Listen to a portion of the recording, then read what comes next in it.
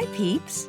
You're listening to She's My Cherry Pie, the baking podcast from the Cherry Bomb Podcast Network. I'm your host, Jessie Sheehan. I'm a baker, recipe developer, and cookbook author, and my 4th book is coming out this fall. Each Saturday, I'm hanging out with the sweetest bakers around and taking a deep dive into their signature bakes. Today's guest is Tova Du Plessis. Tova is a pastry chef and baker, and she's the founder of Essen Bakery in Philadelphia. Since its opening in 2016, Essen has taken the city of brotherly love by storm with its Jewish pastries and breads. And Tova's been nominated 4 times for the James Beard Award for Outstanding Baker. She joins me today to chat about her culinary journey. We chat about her shift from pre-med to culinary school, her wildly supportive parents, making challah with her mom when she was little, and we walk through her recipe for black and white cookies, a staple on Essen's menu. Stay tuned for my chat with Tova. Thank you to Plugra Premium European-style butter for supporting today's show. As some of you know, I've been a big fan of Plugra for some time now and was introduced to it at my very first bakery job when I was just a newbie baker. Fast forward to today, I'm a professional baker, cookbook author, and recipe developer, and I continue to rely on Plugra for all my baking needs. My fridge is always stocked with Plugra sticks and solids. I especially love that Plugra contains 82% butter fat. The higher butter fat content means less moisture and more fat, and as bakers know, fat equals flavor. Plugra butter is also slow churned, making it more pliable and easy to work with. I do a lot of baking this time of year for work and for myself and my family. Comfy bakes like my pistachio chocolate anytime buns and cinnamon sugar buttermilk donut holes, and I always reach for Plugra unsalted butter. I've also been making a lot of yeasted breads lately, and I love the buttery flavor Plugra adds to my dough. Plugra Premium European-style butter is the perfect choice from professional kitchens to your home kitchen. Ask for Plugra at your favorite grocery store or visit Plugra.com for a store locator and recipes. Hi, everybody. This is Kerry Diamond from Radio Cherry Bomb, and I have a little housekeeping for you. Cherry Bomb is on the road. We're hosting 8 events this summer and traveling from Portland, Maine to Portland, Oregon, with lots of stops in between. Head to cherrybomb.com to check out our events calendar and see if we're coming to a town near you. Or maybe our travel schedules will overlap. That would be fun. Thank you to everyone who joined us at Alma Cafe in New Orleans with Chef Melissa Arujo. Our next 3 Sit With Us dinners will take place at Le Bon Nosh in Atlanta with Chef Farouk Vakili on June 17th, at Jose in Dallas with Chef Anastasia Quinones-Pittman on June 25th, and at Nostrana in Portland, Oregon, with Chef Kathy Wims on June 30th. How does it work? You can come solo and sit at a Cherry Bomb community table, or bring a friend or 2, and we will seat you together. Tickets are available exclusively on Open Table. Make sure you have the Open Table app on your phone, and keep an eye on Cherry Bomb's Instagram for more details. You can also visit cherrybomb.com. Let's check in with today's guest.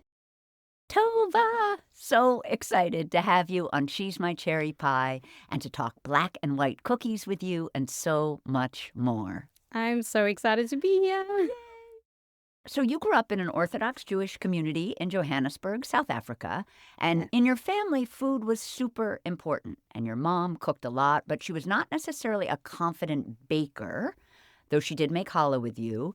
But she really encouraged you to help her and also to kind of make dessert for the family. Yeah, like you said, it was an Orthodox Jewish family. Every Friday night dinner was, like a whole 3-course meal. And then, of course, there's all the holidays. So we're like cooking, hosting. I grew up with always cooking, hosting.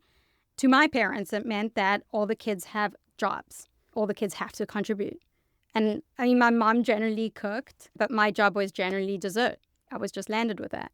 What kinds of things did you bake and make for dessert? I mean, the challah isn't sweet, but besides the baking of the challah, what other kinds of things were you making? It's so funny. I made these brownies. I remember from the Australian Women's Weekly. My mom used to get all of those publications. I think it was a magazine, but she would get cookbooks. She had so many of them. And there was one baking one that had a brownie in it, and it was called cappuccino brownies. And all it was a brownie recipe with instant coffee in it. But they wanted a fancy name for those cappuccino brownies. And so when I made it, we just called them the cappuccino brownies. And then it became like this thing that I mean, everyone loved them. By the way, that's the secret for if you want to make awesome brownies. Just add some instant coffee with a little bit of water. Yeah. People always think, well, does that mean the brownie's going to taste like coffee? But it actually doesn't. It just blooms or pops the flavor of the chocolate. Yeah. It just gives more depth. So good. Oh, I love it that you were a cappuccino brownie maker back in the day. Yes. So my family would incessantly ask me to make the cappuccino. Every week was like the cappuccino brownies. That's so great. Became known far and wide. And they were just brownies. Back then, did you have a dessert style? Like, did you make any of the things that you make today for Essen? Or was it just cappuccino brownies? Oh, that's a really good question. No, I wouldn't call it a style, but I have found myself in recent years when looking for inspiration for a dessert, I think back to something from my childhood or something that I made. It's something about aging where you start thinking back to something like 30 years ago. My mom used to make this meringue roulade with fresh raspberries and whipped cream. And that's so simple. And it's something that, as a pastry chef today, just seems like very simple and basic, but light and refreshing and like perfect. So I did that for a dessert one day. I elevated it and I added components. But yeah, I mean, sometimes you just think back to those things from your childhood that ignited that love for food in your experience growing up. As a young person, and when you went off to college, you were on sort of a doctor path. You came to the U.S. for college, pre-med. Yes. And you decided, though, that after graduating, that you didn't actually want to go to medical school and that you wanted to cook instead. But I wonder, did that biology training and being science-focused sort of help your baking? Oh, yes. Yeah. Oh, yes, in a big way. Well, I would say from the biology point of view, bread baking and what's happening in a bread, the process of fermentation, was something really innate to me and something I could understand right away. And, became even more interesting when learning about sourdough and the relationship between yeast and bacteria and the place you are in the world. It definitely gave me that understanding for bread baking, but also, in chemistry and using leaveners and all of that I picked up on very quickly and easily. I do understand the science behind baking. But I think more importantly, what it did for me is I really appreciate the scientific process, the scientific method, and that is really important in developing a recipe. Understanding how the different ingredients work together, how much of one you need or don't need. Or how to figure that out, using the correct methods, having a control, changing only one variable in each batch. So testing a recipe by making lots of tiny batches is something that just made sense to me. I read that, and I loved this about your parents, that when you did decide to leave medical school and move to Napa and enrolled in the CIA, that your parents were not only supportive, but that actually they'd always said, you're a creative person. Yes. Tova, this is exactly what you should be doing. You should not be a doctor. Well, this was my mom. She thought it was important to keep me busy and pursue interests. I really did do everything outside of school. I would go to art classes, dance, drama, some sports. Yeah. I mean, well, that's creative. Yeah. I love that. So after graduating from the CIA, you made your way to Philly, and you were a sous chef at Zahav and then a pastry chef at the Rittenhouse Hotel. When your first daughter came, you realized you didn't want to go back to those kinds of hours, and you thought it was time to open up your own business. So in 2016, you opened Essen Bakery, which is a little Jewish bakery in South Philly. And it's known for its, oh my gosh, this sounds so good, chocolate halva babka, challah, rugula, black and white cookies. The menu is inspired by your childhood as well as your technical training. And I love this. You've said that all your favorite things take hours to make, but you're a patient chef. And I wondered, when you referred to that, are you just referring to all of the yeasted doughs? Yeah. I mean, the process for babka, it's 2.5 days for us. Yeah. So we ferment our dough, portion it, and refrigerate it. And we leave it refrigerated overnight. And we shape it the next day. And then we bake it the following morning. Yeah, because all of that rest increases all that fermentation and makes it a million times tastier than if you baked it off. It does create a really yeasty flavor, that slow fermentation. Yeah. But it's also to fully chill the dough. It can be done in a shorter period. But since the dough has that tolerance, it's a system that works a lot better for us. Well, for you guys. Makes sense. All right, now we're going to talk about your black and white cookies. I think you've called them a grown-up version of black and white. Yes. They have a chocolate ganache and a vanilla bean royal icing. I think you've described the batter of a black and white as a tiny bit more like cake batter than cookie batter in a way. It does call for cake flour. They've been called half moons. There's a legend or a story I think you told that maybe they started because somebody had some cake batter left over, maybe in New York City, and decided to put it down on a baking sheet. And I remember reading something like that. I mean, definitely sound like urban legend. Exactly, that the black and white was born. So first things first, we're going to make the cookies. So we're going to take very soft unsalted butter, so sort of softer than room temperature butter. Yes. Okay, good to know. So like what I hate to make this reference, it's not going to sound great, but mayonnaise. Yeah. Like that soft. Wow. Okay, good to know, because I feel like so frequently people are like, oh, if you can press the butter, that's fine, but if your finger goes right in, it's too soft. But for this cookie recipe, you want really soft. Yes. The other important thing to note with this batter is that you're putting in sour cream at some point.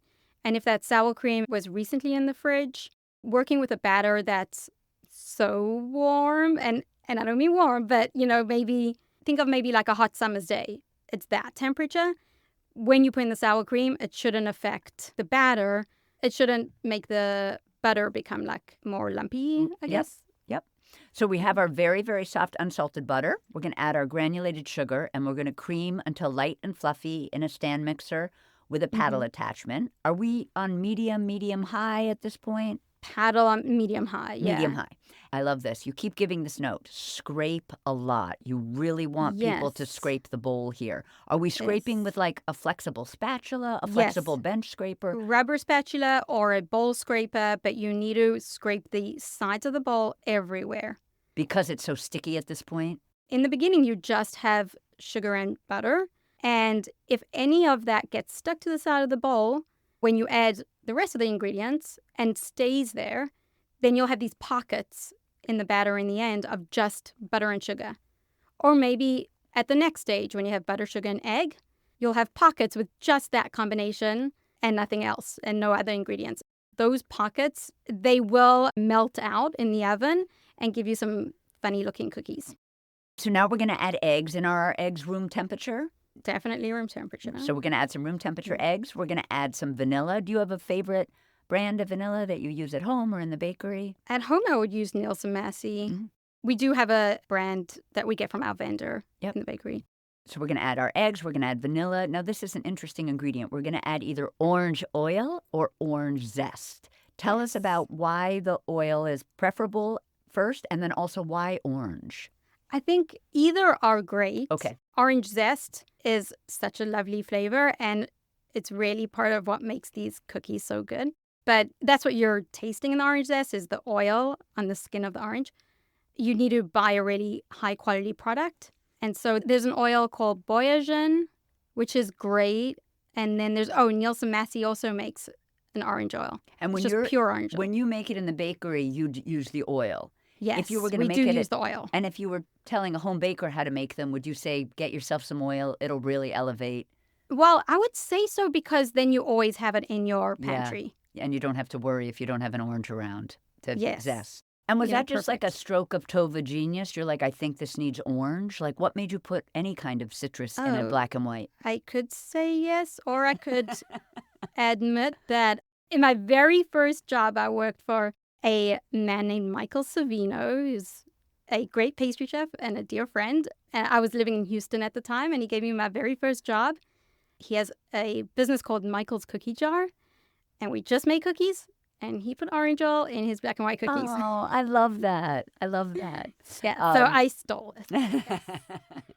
So now we're going to add our room temp eggs. We're going to add our vanilla and our orange oil or our orange zest. And we want to add these ingredients slowly because we don't want to break an emulsion. We want to make an emulsion. Well, you want your butter and sugar to accept an egg, which is mostly water. Yes. So that's an emulsification. when you're able to successfully combine fat and water. Yeah. And is that like a kind of, not that you were doing that a lot in biology, but is that an example sort of something that science-wise just makes perfect sense to you? Yes. What you're referring to is the addition, the slow addition Yes. of egg into your creams, butter, and sugar. You can't create an emulsion by dumping water, dumping a whole bunch into fat and then like whisking it. Yeah. An emulsion, like when you make a mayonnaise, it's the whole act of the slowness of the addition that will cause the emulsion. Yes. So aerated fat will hold water in suspension, but there is a limit to how much it will hold. Understood. So it will hold this egg, but if you dumped it in, it may break. Yeah. Have you ever broken when you're creaming butter and sugar? 100%. And it gets curdly and weird. And yes, totally. You know exactly what I mean. I know exactly what you mean. After we've slowly added, we're going to beat on medium-high speed. And again, being really thorough and smart about scraping. Yes. Now we're going to add our dry ingredients, which is going to be kosher salt and baking powder and sifted cake flour. And I wondered, do you take all those 3 ingredients and whisk them in a bowl and then add them? Okay. Yes, I do. So yes, you're adding all your dry ingredients all together in stages with the sour cream also in stages. Yes. I'm not very particular about it. I just dump in some flour, dump in some sour cream, dump in some flour, dump in some sour. Yeah, usually I feel like it's a 3-2. It's like 3 times with the dry and twice with the wet, but you're easy peasy. You don't care how many or how. I've seen it written so many different ways, but you could be doing both at the same time and having it mix really slowly as you add both. Our sour cream is room temperature at this point? It doesn't need to be. Okay. As long as your butter was soft enough, your eggs were room temperature, cold sour cream shouldn't affect it at this point. Perfect. So we're adding on low speed just until everything is combined. Then we're going to scrape. And then, this is a little scary for peeps, but we're going to beat on high speed for like 2 to 3 seconds or 5 seconds just to make sure everything comes together. Yes. And that's ensuring that we don't get that error that we spoke about, which is usually from using butter that's not soft enough. We like push on butter, and if it gives, we think it's soft. That's not soft. Soft is like mayonnaise. Mayonnaise. I'm telling you, just use butter that's the consistency of mayonnaise. It's very hard to achieve. Like in the microwave, it goes from 1 second to soft to melted the next second. Yeah. You know what I saw? A new way, there's so many tips now on social media, but one thing that I'm kind of into is taking, like if you have a foiled package of butter, putting that into warm water, just like you would. Yeah, that makes sense. Like the entire package, as opposed to sometimes people will like heat up a glass and then put the hot glass over a stick of butter. But I thought actually, as long as it's sealed, putting it right into the water was a good way to get mayonnaise butter. Are we going to portion with our cookie scoop now, or do you like to chill the batter before you scoop? So I can tell you how we do in the bakery. Okay. But you may want to do it differently at home. It depends on you. We do chill the batter to make it easier to scoop. And we use a cookie scoop. Right. We're not freezing because you want to be able to scoop, and you can't scoop frozen dough. So you just chill it overnight for an hour, for half an hour? Yeah, we'll chill it either for a couple hours or overnight. Okay. Yeah. But if we're at home, first of all, our batch is probably much smaller. We might be able to chill it for half an hour and have it scoopable. I guess why I ask is it's not one of those moments where we're trying to rest our cookie dough for flavor. This is just about scoopability. Yes. Okay. What we do in the bakery is we use a hot scoop on the cold cookie dough. And so we put in hot water, and just by tapping off the hot water, that's fine. Like getting a little water on the batter is fine. And do you dip in the hot water every scoop? Or will there more? Okay, each time. Dip each time, and we just knock it off onto a towel. So we're going to portion with a cookie scoop into mounds, or you can use a piping bag to portion. Would that be with like a large, round, simple, straight tip for the piping? Yes, yeah. So if you're not too concerned about getting the size exact, perfectly consistent, you could also do it by eye, and that's a really easy way to pipe mounds. So we're going to pipe or we're going to scoop, and the dough is like a little bit chilled enough that we can scoop easily. I think I might have seen 2 different ways of doing it. Freezing at this point maybe is what you do in the bakery, or you can just chill it, or can you just bake at this point? How do you know about everything that we're doing? Did you actually come to the bakery? Were you spying on us? So, yeah, we do freeze. I mean, we make giant batches. We make enough like for the week, and then we freeze all these mounds. Yeah. You can just go right into the oven. You can go into the oven at this point. And do they keep their shape a little bit better if they're frozen? They should go in, if fridge temperature is okay, or room temperature. Okay. They shouldn't be too cold. Okay, so when you guys freeze them in the bakery, you then kind of temper them or just bring them down we do. temperature-wise before you bake them off. Makes sense. Makes sense. And you're going to bake at about 325. Would that mean 300 if it was convection? Or is 325 the convection temp? So I can't give you a temperature because every oven's different. I know. It's so true. It's so true. 325, 350. I would say at home, it's very likely, with most home ovens, it's likely that you'd be baking these at 325. That makes sense because it's like a more delicate cookie. You don't really want the 350 or 375. 350 is probably going to be, they'll color too much before they're set. Right. In our ovens, we do like 290. They're powerful convection ovens. Yeah. Those fans are intense. Oh, my gosh. So, I have one at home, not as intense, obviously, as a professional oven, but like the paper is flat. Like I have to, everything has to be clipped down or paper flies. And, you get really good at placing like knives around the edges of pans. Totally. So we're going to bake at 325 for approximately 13 minutes. We're going to rotate halfway through, which I love. I learned to rotate when I worked in a bake. I still rotate at home. Oh, good. You must. There's no way your oven is baking super evenly. That's what I tell people. None of them do. I cannot believe that people don't rotate. I can't even imagine if I didn't rotate. But not everyone rotates. Well, now you know. Rotate your baked goods, boys. Exactly. Then you're going to remove from the oven when the middle obviously doesn't collapse when you gently touch it with your fingertip. And that reminds me, I love whoopie pies. I make a lot of whoopie pies. It's exactly the same thing. It's like I don't even try to test a whoopie. Exactly, I just touch the top. Pies. As long as it doesn't leave an indentation, you're good to go. Yes. But it's ready at exactly that point. Yeah, exactly. Don't leave it in. So, if it bounced back, but it's been there already for a minute, you overbaked it. Yeah. Now we are going to let these cool. And while they're cooling, we'll make the ganache. And would it traditionally be just royal icing with cocoa powder? Yes. Yeah. Traditionally, you'd make royal icing, then you'd like split it into two batches and put cocoa powder in one. So we're going to scald some heavy cream and glucose syrup in a pot until it almost boils. Is glucose syrup, are you using that like the same way that I use a little bit of corn syrup in my ganache?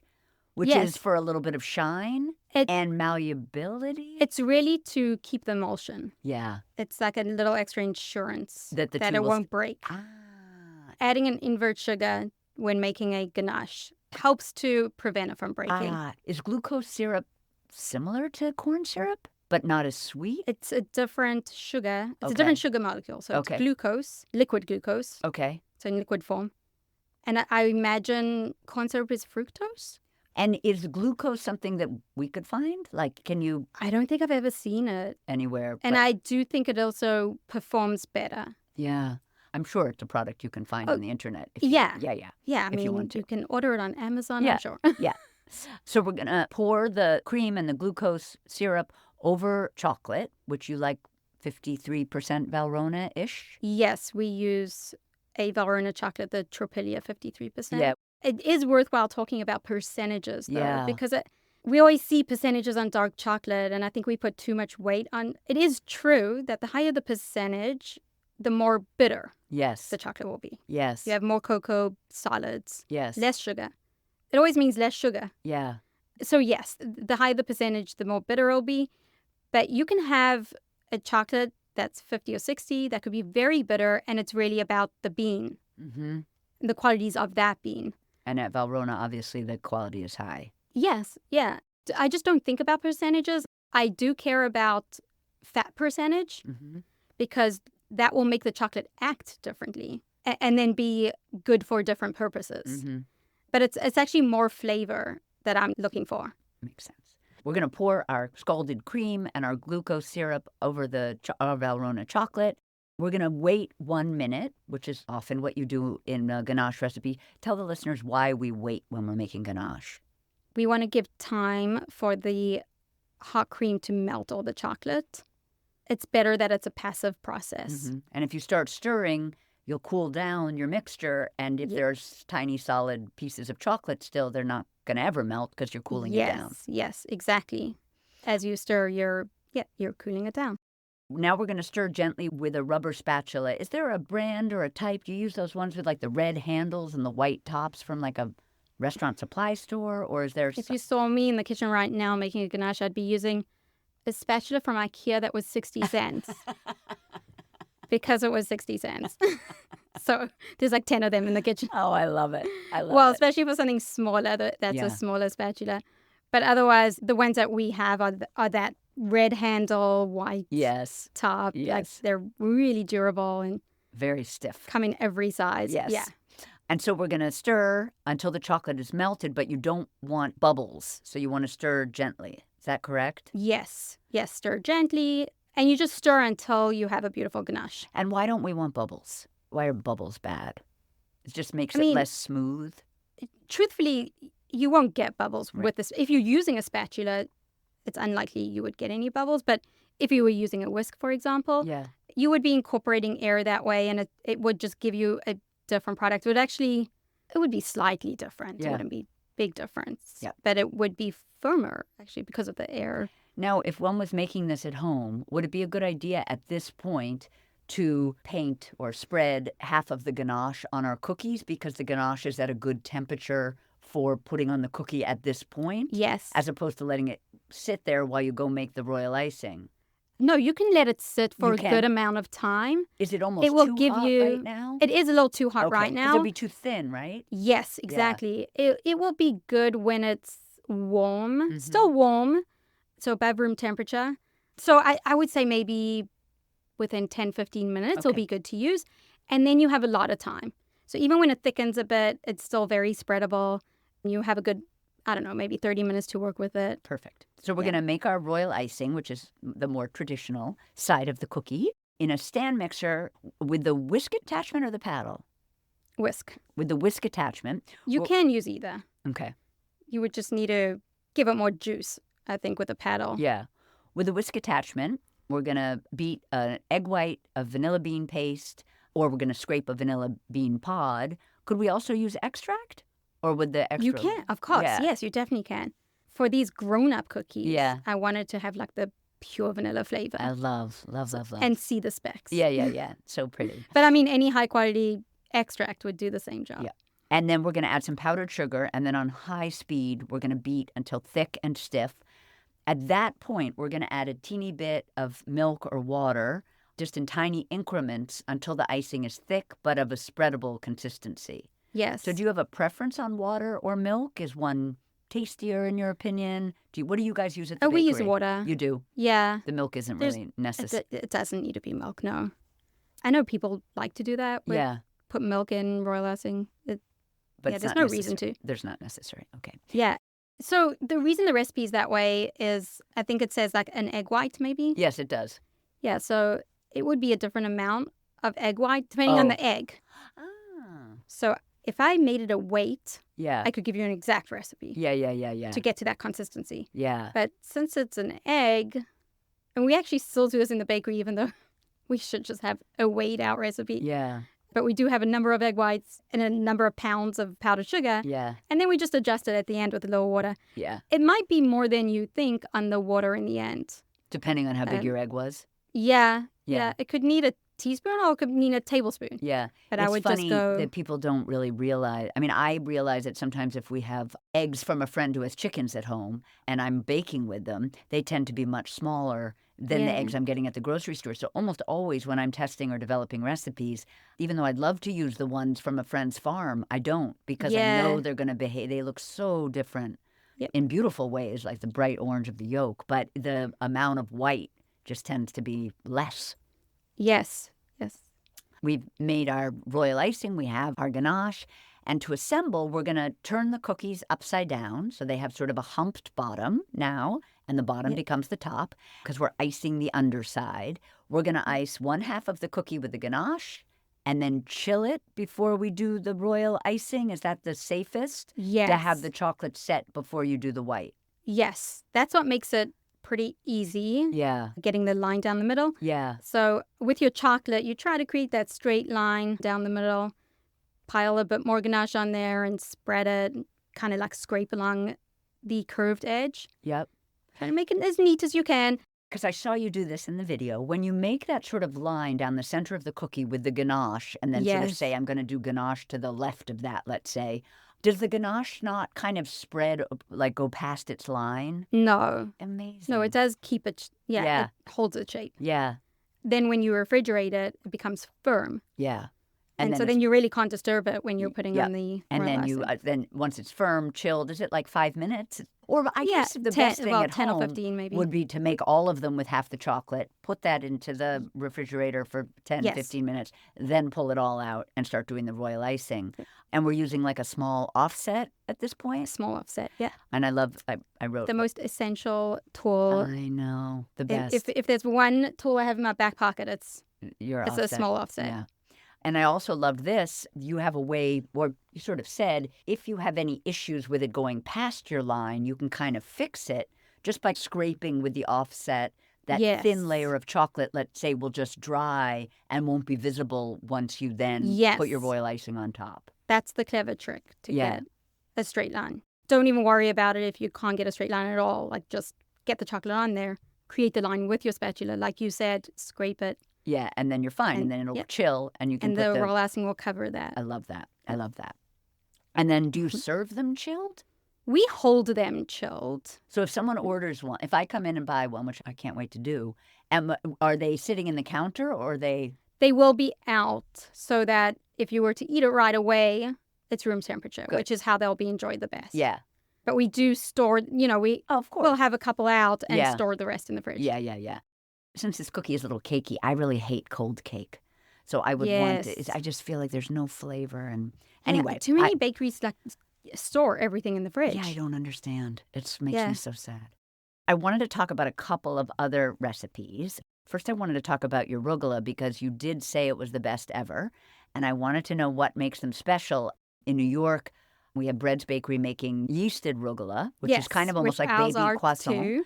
Oh, they are. That was my question. Are they yeasted or is it a cream cheese dough? They are yeasted. Okay. It is in that same style. Yeah. Similar to breads. Similar but different. Yeah. But it's one of the trickiest things we make. I would say it's the hardest thing to master at Essen. It's this really supple, oh my God, this dough feels so good. It feels like silk. This is how bakers talk. Yeah. But, when it's done mixing, that's the best feeling dough in our repertoire, I would say. And is it hard because you have to roll it so thin? What makes yes. it? Yeah. So we take this delicate dough. It's not a stiff dough or anything. And we chill it down really cold and roll it really thin, like down to pasta thin. Wow. Yeah.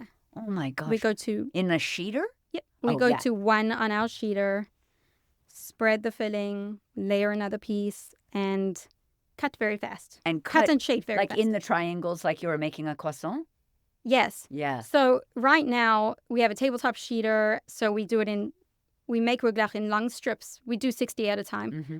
So it's the strip of dough that needs to stay cold. You can imagine sheeted to one. It doesn't stay cold for very long. Yeah. So you very quickly spread your filling, layer the other piece, cut, shape, and throw them in the freezer. So it's two pieces of dough on top of each other, sandwiching the filling? Yes. There's a couple ways to do it. But at home, I would recommend that you would basically roll dough as thin as you can, put down the filling, another piece of dough as thin as you can, and then roll again. More filling, and then fold that over. Mm-hmm. And then cut your triangles and begin rolling up each cookie? Yes.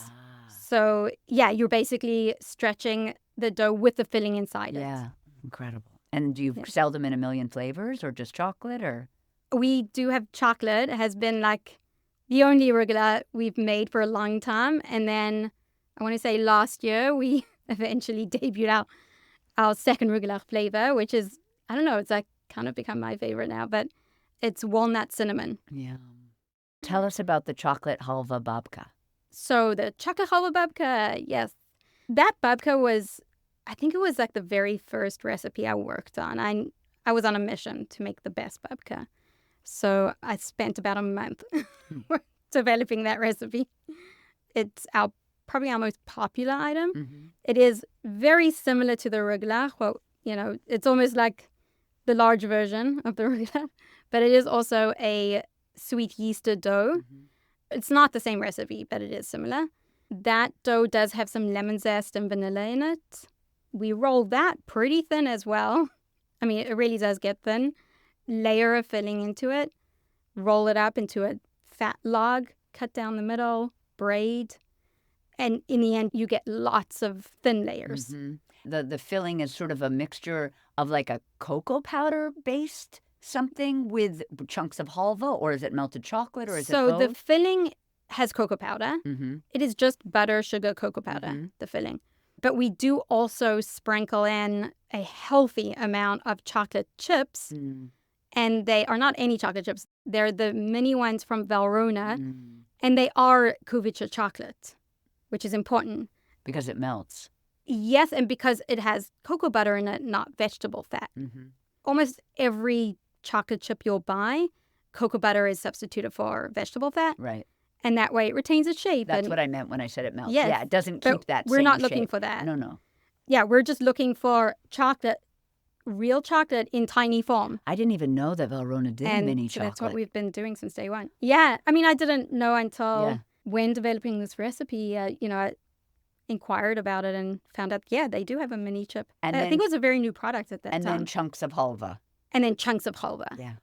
Yeah, so we take about like a pound of halva for 6 babkas and we crumble it up and sprinkle it all over. And then finally, can you just tell us about your challah? Because I know it's different than the one your mom makes. I think yours is enriched with I have to say her challah is amazing. Yeah. She makes amazing challah. Personally, I prefer a different style of challah to what she makes. Slightly different. Is hers more like water and oil, but yours has eggs? Hers has less egg. It's less sweet, Mm-hmm. too. So a little less egg, less sweet. And I would say it's slightly lower hydration. Mm-hmm. And therefore a little more dense. Not in a negative way, but ours comes out pretty fluffy. Yeah, it's a fluffy challah. Thank you so much for chatting with me today, Tova. And I just want to say that you are my cherry pie. Aw, thank you. That's it for today's show. Thank you to Plugra Premium European Style Butter for supporting today's show. Don't forget to subscribe to She's My Cherry Pie on Apple Podcasts or Spotify, and tell your pals about us. She's My Cherry Pie is a production of the Cherry Bomb Podcast Network and is recorded at CityVox Studio in Manhattan. Our producers are Kerry Diamond, Catherine Baker, and Elizabeth Vogt. Our associate producer is Jenna Sadhu, and our content operations manager is Londyn Crenshaw. Thank you so much for listening to She's My Cherry Pie, and happy baking.